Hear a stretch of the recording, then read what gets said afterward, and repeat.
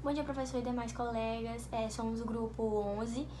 Iremos a seguir falar em nosso vídeo sobre o tema Direito à Memória e Justiça de Transição.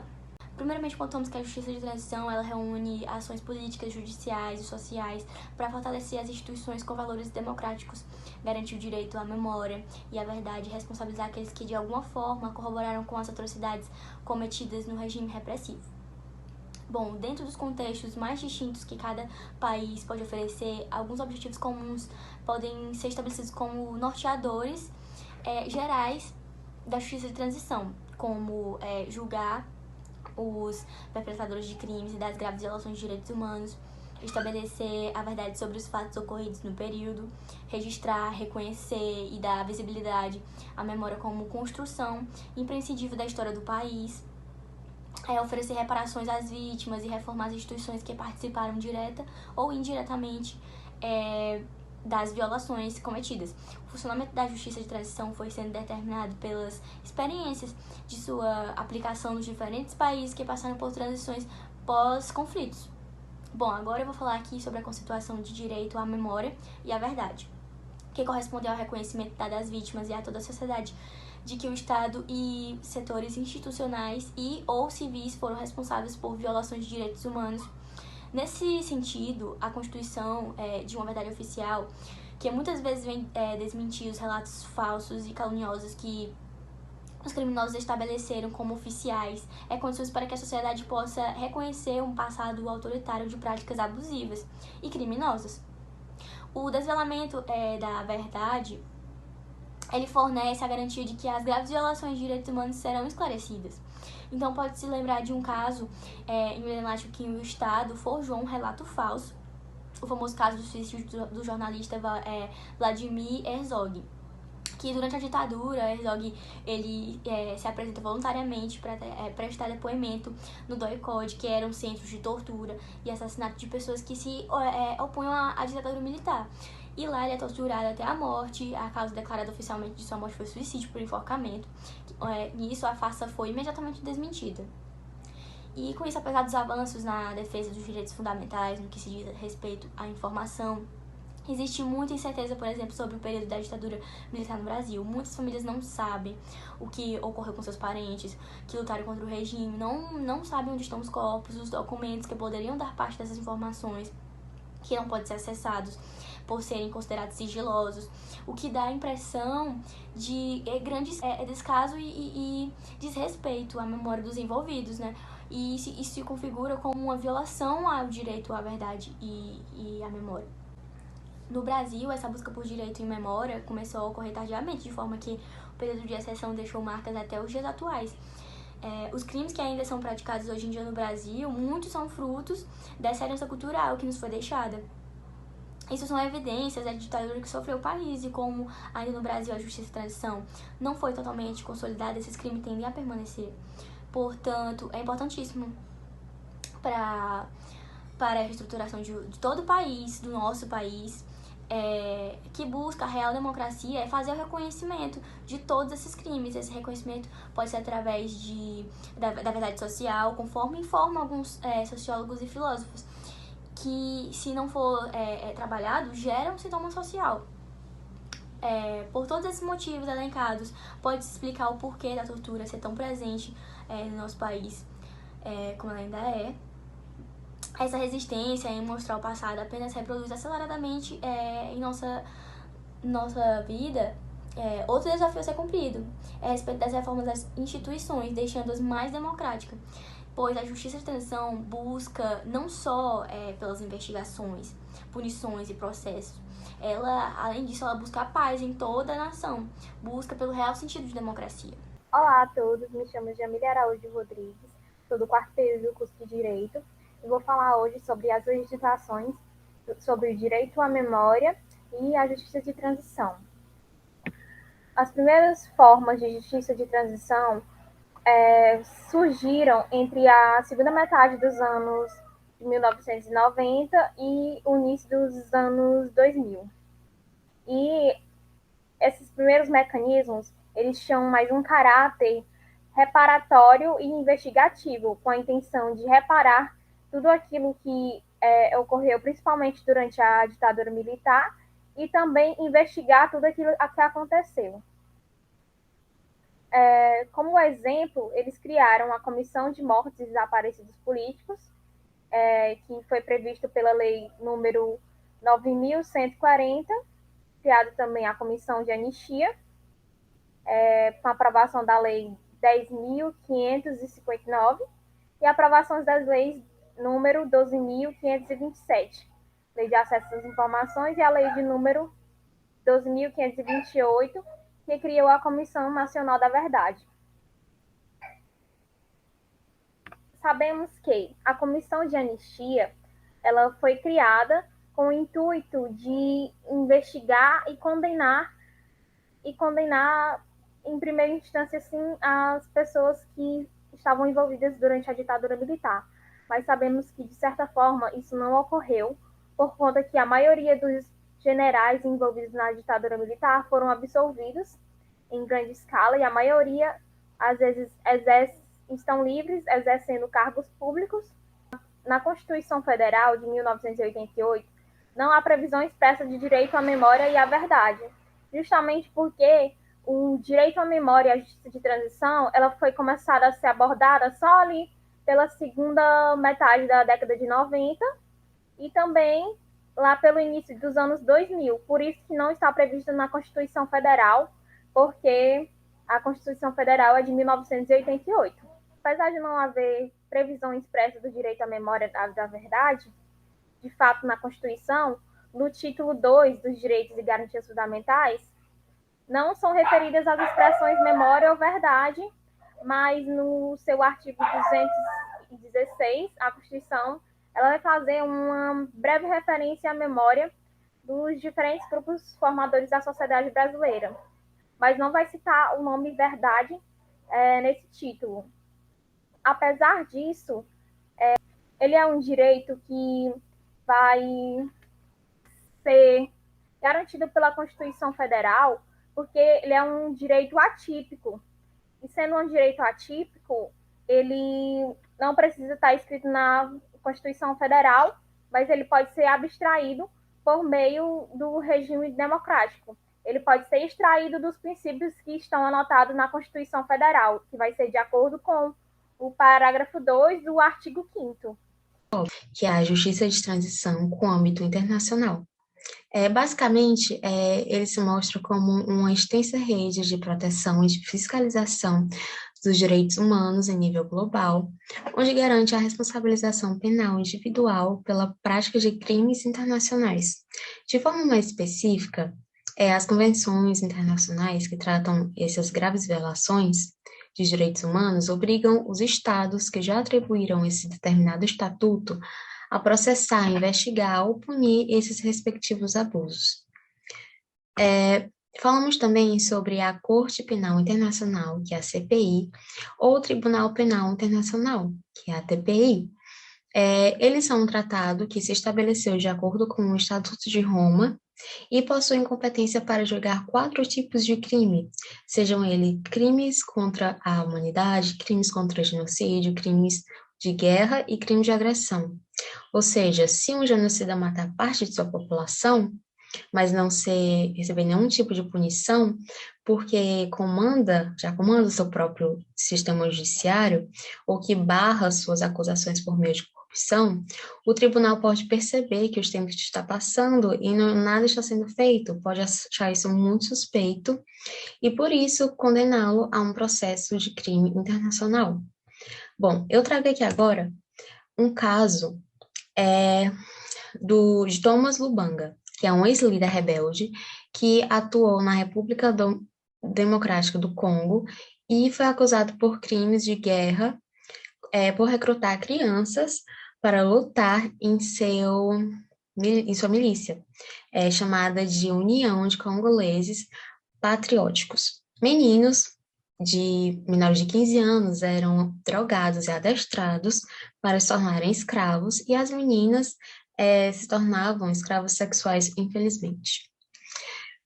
Foi estipulado um valor de $10 milhões de indenização para as vítimas, e Thomas foi condenado a 14 anos de prisão e desde 2012 ele está preso. Também passando aqui, para finalizar, temos o Tribunal Penal Militar Internacional, que é a TMI. De acordo com as 4 zonas em que a Alemanha foi dividida após a Batalha de Berlim, fez com que medidas de justiça e de transição fossem diferenciadas em cada área. Ele foi feito a partir das bases jurídicas do Acordo Londrino das 4 potências, onde significou como uma resposta política simbólica à ideologia nazista, pois essa cidade foi o palco das maiores manifestações públicas e tragédias dessa ideologia.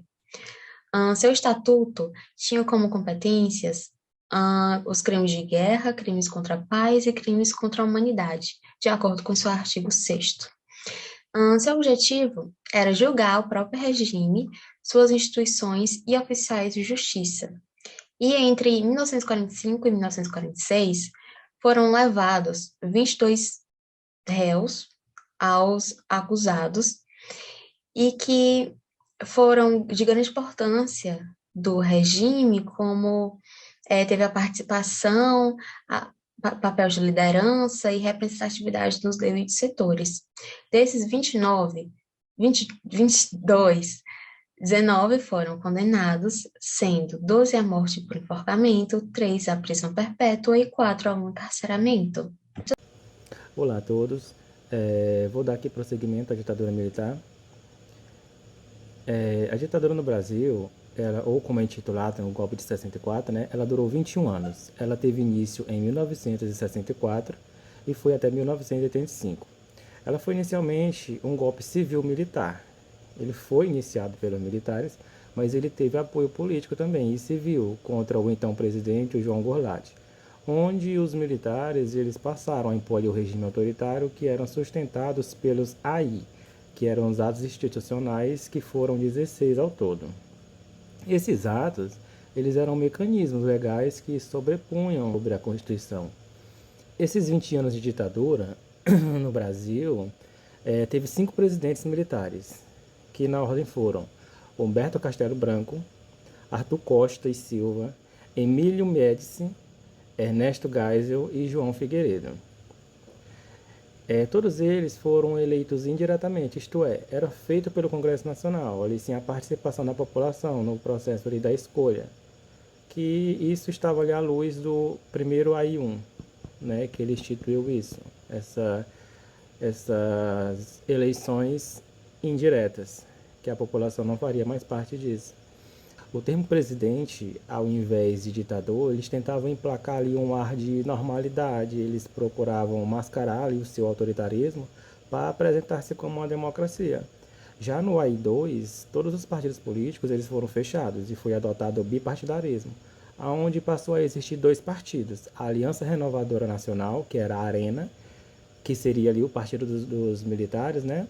E o Movimento Democrático Brasileiro, que era o MDB, que cumpriu ali o papel de oposição, concedido, obviamente. No governo Costa e Silva, já que foi em 67, foi até 69, ele foi o segundo militar e assumiu, depois do Castelo Branco, né? Foi marcado por muita repressão, violência, tortura aos opositores do regime e restrições aos direitos políticos, né? Da liberdade de expressão. Simplesmente toda e qualquer oposição ao governo ou ao Estado, ela seria devidamente, aos olhos do regime, punido. Costa e Silva, ele promulgou o AI-5, que entre os 16 ele foi o mais rígido, que foi onde ele fechou ali o Congresso por tempo indeterminado, ele decretou ali o estado de sítio, que o que seria? Nada mais é do que um instrumento que ele era utilizado, pode ser utilizado pelo chefe de Estado, sendo a pessoa do presidente, onde o mesmo ele tem o poder de suspender temporariamente os poderes legislativos, como os deputados e os senadores, e o poder judiciário. Foi cassado também mandatos de prefeitos, de governadores, foi proibido reuniões, assim como ele reprimiu o livre pensar, centenas de livros foram proibidos, assim como a circulação dos mesmos. Nas universidades também havia muita perseguição, movimentos estudantis, havia agentes infiltrados no governo, nas universidades também, para monitorar tudo aquilo que era dito ali dentro daquele espaço. Um dos maiores horrores ali cometidos na ditadura, sem dúvida, foi a tortura, que foi uma das formas, né, de perseguir e combater os opositores ao regime. A tortura ela não era só física, mas também era psicológica, onde os presos, né, eles ficavam por dias em solitárias e sofriam ameaças ali que eram destinadas aos seus parentes. Ocorria não só com pessoas que tinham relação com a ditadura, às vezes com seus familiares, como às vezes tinham filhos de presos políticos que eram torturados para que os seus pais denunciassem ali os seus aliados. Nasce então a guerrilha armada no Brasil, que foram os opositores ao governo que eles resolveriam a luta armada, porque não havia forma de se manifestar pacificamente. Né? Onde dois nomes se destacaram nessa luta, onde foi o Carlos Marighella e o Carlos Lamarca. No governo do Ernesto Geisel foi iniciado ali o processo de abertura de política do Brasil, mas claro, controlado ainda pelos militares, né?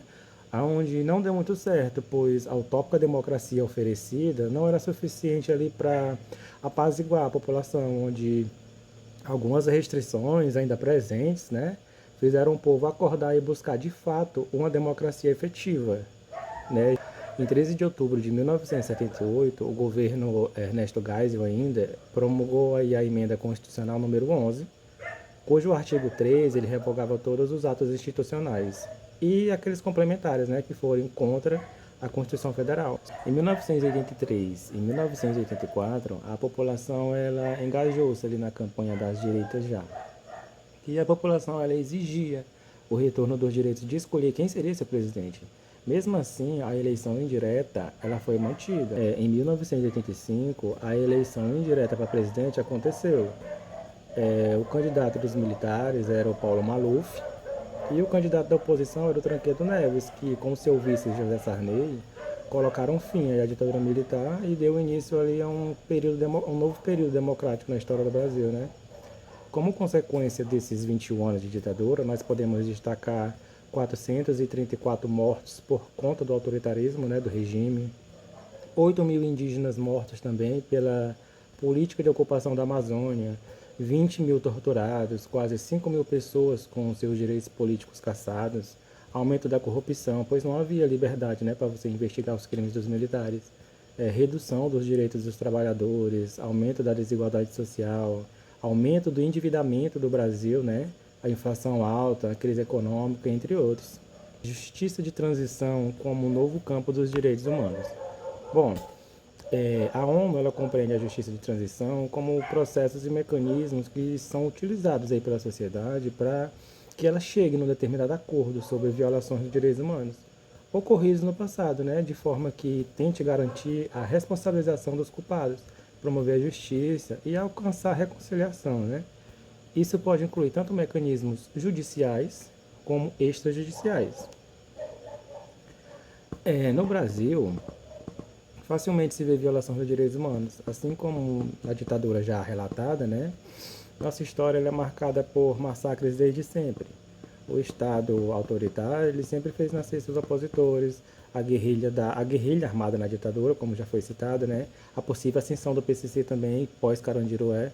Embora assim não haja provas claras, uma das afirmações aí da facção, né, dos seus intuitos, era que eles pretendiam combater a opressão que era dentro do sistema prisional paulista e vingar a morte dos 111 presos, né, durante o massacre. Com certeza, assim, o massacre ele não foi o único motivo do surgimento da organização criminosa, mas o Estado ele já extorquia, torturava e matava os presos. E tem algumas imagens, rebeliões, não sendo exclusividade dos presídios, né? Na noite de 23 de 93, um carro com placas cobertas, né? Eles pararam na frente da igreja da Candelária e em seguida milicianos atiraram contra dezenas de pessoas. A maioria era adolescente que estava ali dormindo nas proximidades. Assim, segundo a Organização de Anistia Internacional, 44 das 70 pessoas que dormiam nas ruas naquela região perderam a sua vida de forma violenta. Foram fuziladas, né? A maioria das vítimas eram pobres e negras. Os direitos humanos, eles ainda procuram vencer esse desafio de redemocratização por meio de reparações, restituições de valores provindos aí através da justiça de transição, né? Apontar os culpados, puni-los. Não se deve esquecer o passado, lembrando também o sofrimento e pelos crimes de lesa, para assim jamais deixá-los acontecer novamente. Eu encerro por aqui. Obrigado a todos e até a próxima.